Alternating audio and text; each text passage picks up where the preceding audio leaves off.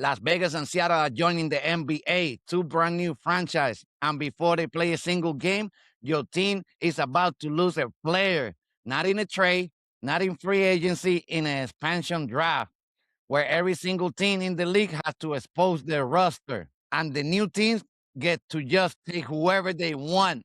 Your favorite player, your team best depth piece, that guys you have been excited about 3 years, not safe. And I'm going to show you exactly who's taking and who's walking out the door from your team. What is expansion and why now? All right, let's set the stage real quick because if you have been sleeping on this story, you need to wake up. On March 25th, 2026, the NBA Board of Governors voted unanimously 30 owners to formally explore expansion into Seattle and Las Vegas. Not rumor, not maybe, voted on, official. The target date is 2028-29 season, and both franchise bids are expected to come in somewhere between $7 and $10 billion each. That's right, $10 billion each for a basketball team. Let that breathe. Now, the Seattle piece is different because this isn't just a new city getting a franchise. This is a resurrection. The Seattle SuperSonics played from 67 all the way to 2008, a franchise with championships, with legends, with one of the most passionate fan base in all of professional sport. When I was growing up, Gary Payton was my favorite player. It wasn't Michael Jordan. It was Gary the Glove Payton throwing alley-oop to Sean Kent. And then at the end of that franchise era, Kevin Durant got drafted and wore the green Supersonic jersey. We all remember that. Or some of you don't, but a lot of us remember KD wearing that Supersonic jersey, and they got ripped away and moved to Oklahoma City. The Thunders have been carrying the Sonic history, their banners, their retired jerseys ever since. On their expansion, all of that come to Seattle. OKC get officially rebranded as a new franchise, starting in 2008, and Seattle get its identity back. And then there's Vegas. The NBA Summer League already lived there. The NBA Cup Championship games are there. The city's been waiting for a permanent team, and it's finally happening. So what does this mean competitively? It means before the 2028 NBA draft, the NBA will hold an expansion draft. Only 12 in league history. Two new franchise, 30 teams, and each of those 30 teams get to protect a maximum of 8 players. 8. The number 9 is everyone else on your roster exposed, available, potentially gone. How the expansion draft actually work. I'm explaining to you how this actually worked. The last time the NBA ran one of this was in 2004. You guys remember when the Charlotte Bobcats came into the league? Here's how it worked then, and here's how it's gonna work now. Every team protect up to 8 players, guys on the contract or incoming restricted free agent. Unrestricted free agent cannot be protected, but they also cannot be drafted. Each team has to leave at least one player exposed, no matter what. And here's the crucial part. Each expansion team can only take one player for a 16 team. Once they pick from your roster, all your exposed guys are off the board for that team. With 2 expansion teams this time, Seattle and Las Vegas could theoretically take a player from every single franchise in the league and then some. 30 teams, 2 picks each. That's 60 players drafted. The new teams will each grab around 14 to 15 players minimum. Now, here's where it gets nasty. The CBA also allowed the teams to make pre-expansion draft trades. Basically, front office can negotiate with Seattle and Las Vegas before the draft to steer picks away from their roster. You might see GM sending second-round pick or cash to a new franchise just so they don't take your guy. GM like Sam Presti, who literally built Oklahoma City into a dynasty. They just lost in the Western Conference Final to the Spurs, where the NBA Finals start tonight. Knicks and Spurs is already rumored to be thinking about this 3 steps ahead. No surprise there that Sam Presti already thinking ahead, but not everyone has that flexibility. And some rosters, they simply have too many good players to hide them all behind a slot, a protected, at least one exposed player. So some favorite players the past 3 years are probably going to Las Vegas or Seattle. Okay, let's get into it. Who's safe? There are players who are so locked in, so essential to the franchise that there is zero scenario where they're not in those first 8 slot protected. Let's start with the first guy that's safe, Anthony Edwards, Minnesota team. He's the first name on Minnesota list. No debate, no conversation. He's 26 years old in 2028, coming off 4 All-Star appearances and a gold medalist with the USA team. And he just signed a massive extension that kept him locked in as the face of the Wolves. First pick in the 2020 draft. He's the Timberwolf. He's the cornerstone. He's the franchise player. He's not going nowhere. He's locked in. The Wolves are also going to protect him. Jaden McDaniel, Rudy Gobert, probably Julius Randle. That core is locked. The people out of or Vegas will actually be eyeing from Minnesota. Guys like Nasri. Nasri is a great player off the bench, and he don't get that many opportunity. I think if he go to Las Vegas or Seattle with his starting role, we're going to see more of Nasri, and probably his numbers will go a lot up than what he do right now coming off the bench as a 6 man for the Minnesota Timberwolves. But Nasri, he got 3 years left, 42 million on his deal when 2028 comes. The other guy from the Minnesota is going to be Terrence Shannon Jr., a useful piece. And he's sleeping on the ball. Land is not going nowhere. We all know Minnesota. That's his first lock, not going anywhere. Let's move on to the next guy. The next safe guy, SGA from the Oklahoma City Thunder, who just lost on the Western Conference Final, Game 7 against the Spurs, the face of the franchise, that ironically will have to give back the SuperSonics names to Seattle. Names like Shed, Jalen Williams, those 3 are untouchable. But, and this is the wild part, OKC is so deep and so stacked that they will still lose someone real. Guys like Lou Dort, Isaiah Joe, Jalen Williams are still sitting outside the top 8. OKC is simultaneously the safest franchise for the Stars and the most painful franchise when it comes to what get exposed. It's a weird problem to have for OKC. Let's move on to the next guys that is safe. Victor Wembanyama, Wemby, on the final, starting tonight, NBA final. Wemby is going to be only 24 when 2028 comes. He literally be the best player on earth by them. A lot of people will argue that he's the best player on the NBA right now. We speaking right now on this season. A lot of people will debate that Wemby is the best player with 22 years old, not even into his pick right now. A lot of people will say Wemby is the best NBA player, the best player in the planet overall. No question about it. A lot of people will say that. He go first in the San Antonio protection list by a country mile. The Spurs are in the finals, which means they got jump players, they got cheap players, and control players. Exactly what expansion teams drew over. Guys like Malaki Brahan, Keldon Johnson, Carter Bryant, those boys could ball out. Oh, John, all reasonable deals. But Wemby doesn't even blink at this draft. He's untouchable. We don't know that. Wemby's the best player, and nobody's going to look over there. Not Vegas, not Seattle.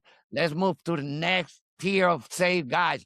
Jason Tatum and Jaylen Brown, the Boston Celtics. Let's talk about these guys. The champions have built something real in Boston. Both of those guys are protected on day one. But here's where they get interested for Boston. Nikola Vucevic, if Vucevic has an expiring contract by 28, he literally cannot be protected on the expansion draft rules because unrestricted free agents are eligible. He could become an expansion team first turner for free. That's the kind of wrinkle that make this draft so fun, guys. Let's move to the next safe tier guy. Anthony Edward, SGA, Wemby, Tatum, Brown. Those are safe, all of them. All right. Now let's talk about the names that are actually at risk. And I promise you, some of these guys are going to genuinely surprise you. They're not safe tier. Real quick, guys, before we get into it, before we get into the not safe tier, which is honestly the craziest part of this whole thing. If you are finding this breakdown useful, hit that subscribe button right now because we go this deep on every single NBA, MLB, NFL story that matters. Draft breakdowns, trade deadlines, chaos, team by team analysis, all of it. We do it all over here on UnAligned Say. And every Friday we drop Lace Off Fridays on Cut Kids, guys, where we break down Jordan retros, the history, the culture, no hype, just real talk, breaking down Jordan retros. Take 2 seconds to subscribe, and you won't miss any of it. 2 seconds, guys. Subscribe, hit the button, comment on the comment section. Thank you for watching. This is Line Say. Now let's go to the next tier. The number one guy in the next tier is gonna be Joel Embiid. You might be surprised that Embiid is gonna be on that one. Let me be direct about this. Joel Embiid in a Sonic jersey is not a gimmick. It's a real scenario. And here's exactly why. Philadelphia had to protect 8 guys. Easy locks. Tyreek Maxey, jump pieces like Aiden Bona, Eshcom. Those locks feel fast. Now you got Embiid. Okay, protect him. But what about PG-13 Paul George? And here's where it flipped. If Philly goes into 2028 in genuine rebuild mode, if the front office look at Embiid injury history, his age, and his $193 million contract, and decide the future is the young guys, suddenly protecting your chip control asset make more business sense than protecting your 34-year-old center who has played fewer than 60 games in 3 of the last 5 years, and B is injury prone. We all know he's always hurt. We know what happened on the first round of these playoffs. He didn't start for a few games. Always hurt, always down, never inside the lines. We know what that guy. The process still continue.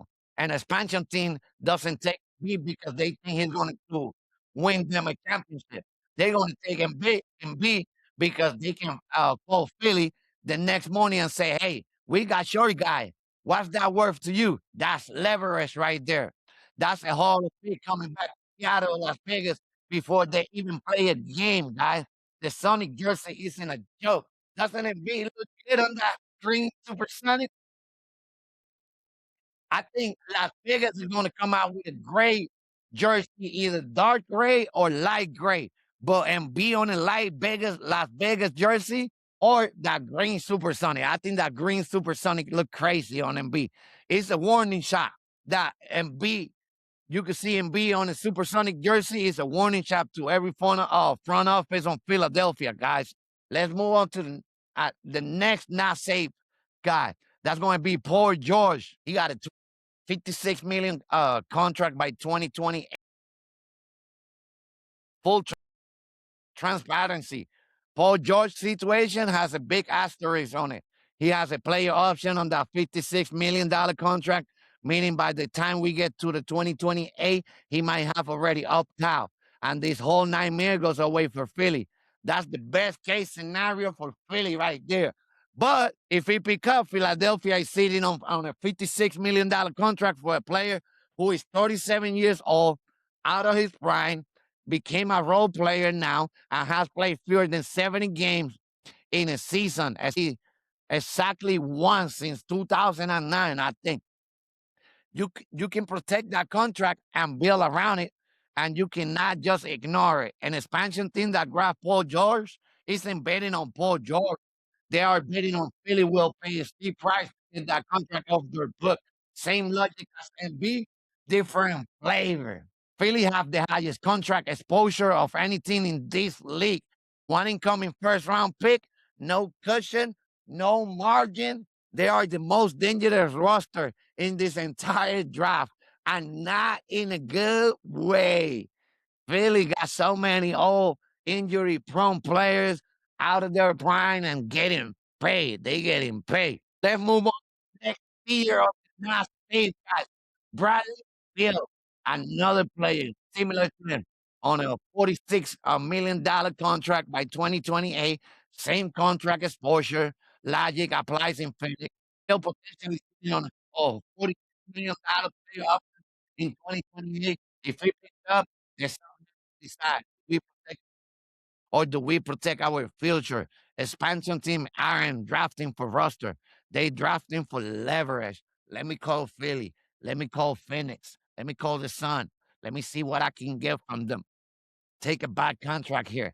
Call their original team. Negotiate. It's a whole market that didn't exist before this draft. And that's what's going to happen. They're going to call them. The next, this guy is interested here. The next not safe tier. Anthony Glass David. That's how I call him. Anthony Glass David. Another big contract, 60 million by 2028. This might be the most compelling story of the entire expansion draft. Washington is in a full juke rebuild. They got Star over there. They got Coley Valley over there. Those are the guys they are building around. Anthony Davis projected around $60 million per year by 2028. Does not fit that timeline. There's a genuine thought that Washington might deliver Paul Davis, not because they want to lose, but because the expansion draft gives them a way to trigger a de facto buyout or forced trade without going through the normal process. Let Seattle take the contract. Let NC walk away or get moved. It will be the most dramatic use of this format since the rule was written, where they think Glass David will be a piece for Las Vegas or Seattle. The one I think is the best player available in this draft coming 2028. Nas Reed of the Minnesota Timberwolves. Like I said, Nas Reed is still a good player coming off the bench. He doesn't get that many minutes. He doesn't get that many touches. So I think in a scouting a role on Seattle or Las Vegas in a supersonic on uniform, Nas Reed put up some numbers, guys. Minnesota going to protect and Jaden McDaniels, Gobert, Randall, and suddenly Nasri, who has a 3-year, $42 million left in his deal and is sitting as host, raises the legitimate starting caliber big man, the best backup center in the league, and expansion team draft Nasri just got an instant front court anchor for the inaugural season. And then some. This one seen for the Wolf fans. If the Wolves lose last week, their fans not going to be happy. Let's move to the next non-safe tier guy. This one is a pretty good one too. Keegan Murray from the Sacramento Kings, a defensive three-pointer shooter. That boy could shoot the lights out sometimes. Keegan Murray has a 28 million per year to 2028, 29. He's only 26. He's a real contributor. He's under control. Sacramento has only one incoming first round pick. If they protect the Mantis Sabonis and their core, and assuming the big veterans are off the books, Murray could easily be the odd man out. Low draft pushing mean this loss will actually hurt them. But that's a great guy to build, not a cornerstone, but it's a good add-up piece to a new franchise like Las Vegas or Seattle on their first year. Like he can get a lot of touches, he can get a lot of minutes on a new roster, 2028. And that's it, guys. That's it for the Nats here. I think Nas Reese is the best player. Let me know in the comment section who you think is going to be available for either Supersonic or Las Vegas, and what player could be useful on any of those franchises when the 2028-29 season come around. But here's the bigger picture, and this is the part nobody's talking about enough. It's not just about which player get moved. It's actually rewiring the entire competitive landscape. First, Conquer realignment. Adding Seattle and Las Vegas means the NBA goes from 30 teams to 32 teams. Both new franchises are expected to be in the Western Conference. So what's that mean? Somebody from the West got to move to the East, and that's what we're going to talk. Which means the league will have to move at least one Western team to the East to balance it out. The two most likely candidates being discussed are the Minnesota Timberwolves and the Memphis Grizzlies. Let me know which one going to the East. Is it Minnesota or is it the Memphis Grizzlies? I would love to see Ant on the East. Ant would destroy the East. Like I think he would do like a LeBron run, go deep into the playoffs, 4, 5, even 6 straight years. Probably get the number one seed or the number two seed. Think about it, guys. Think about it. What that means. Anthony Edwards, who just survived the expansion draft without a scratch, might suddenly be playing in the Eastern Conference. Boston, Milwaukee, Cleveland. That's going to be a new competition. The West, Oklahoma City, Las Vegas, the Seattle SuperSonics, Denver, Denver, Golden State, the Spurs, without Minnesota clogging it up. The East get a genuine young superstar, shake everything up, like I said, and will kill those teams. Like I think Cleveland, no doubt, and with this Minnesota team will take them apart. Even Detroit, their own experience, you see, they lost bad because they don't got no experience. I will take them apart too. Second, their draft order reset. Two expansion teams in two new lottery spot. Teams now have to account for a completely different probability landscape by 2028. Third, small market leverage shift. Teams like Oklahoma City and Minnesota who has been building patiently through the draft may get rated of keep the depth even if their stars are safe. OKC, for all their brilliance, we lose a legitimate rotation player. They so deep, they're going to lose somebody good, like Isaiah Joe and Luke Dort. The priority they have built gets chipped away. And four, for salary cap manipulation. Remember, the new teams come in at 60% of the salary cap in year one, 80% in year two. That means Shadows and Vegas will be aggressive in trading contracted players for picks and future assets. They probably gonna be the worst team year one. Who knows if they surprise? But that's what I think. They probably gonna be the worst team. They're gonna trade some pieces, get some draft pick, get some asset, and then year 2, 3, start putting everything together to the draft, and then get a big name piece over there. They won't just be building a roster. They will be running a front office operation from day one. The expansion draft is the starting gun. What happened in the trade market after is the real chaos. The ripple effect touched everything in this league. No one escaped clean, guys. Nobody escaped clean on this. Now, look, we are still 2 years away from this thing actually going down. The NBA Board of Governors hasn't made their final blow yet. There are arena deals to be finalized. Ownership groups to bet 7 to 10 billion franchise fees to collect a lock game now in 2028. I love this part right here, guys. You see that right there? That's all LeBron jerseys from Miami, Cleveland, and the Lakers. This is LeBron's last one. This is going to be his last dance right here. This year, guys. And I'm assuming, I'm thinking that LeBron is going to put it together and it's going to go after Seattle or Las Vegas. I want to see LeBron the owner. I really do. Let me know in the comment section what you think about LeBron becoming an owner. This is the final year on his career. He's going to retire, and 2 years from now, Vegas and Seattle are going to be up for grabs. And I think LeBron can put a team together and buy one of those franchises and become a team owner.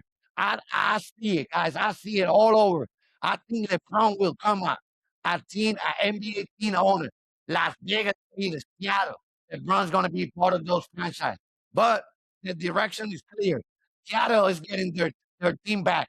Las Vegas is getting this franchise, and every GM in the league is already running scenarios in back of their mind. Who do I protect? Do I lose? What's my bold? What's my move? What do I do? The expansion draft isn't just a one-day event. It's a catalyst that changed this league for a decade. Now think about that. We're getting two new teams moving to the Western Conference. One existing Western Conference, either Memphis or the Timberwolves, are moving to the East. So it's going to be a conference realignment, a new rivalries, new teams. Imagine seeing if we imagine if OKC and Seattle meet up in a Western Conference final, that's going to be a 30 for 30 ESPN story, guys.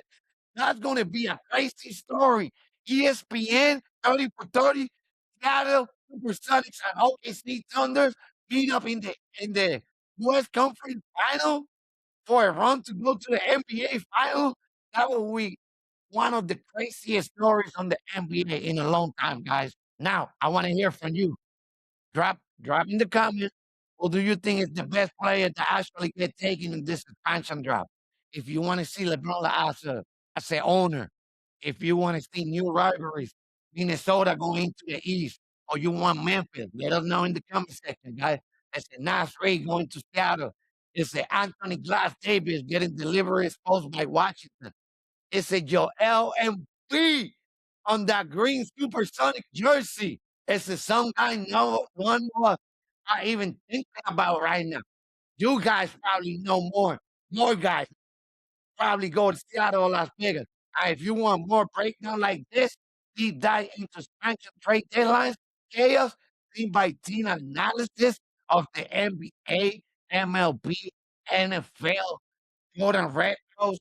You want the culture, hit that subscribe button and turn the notification on because we are just getting started. I see you in the next one on a line. Hey, peace!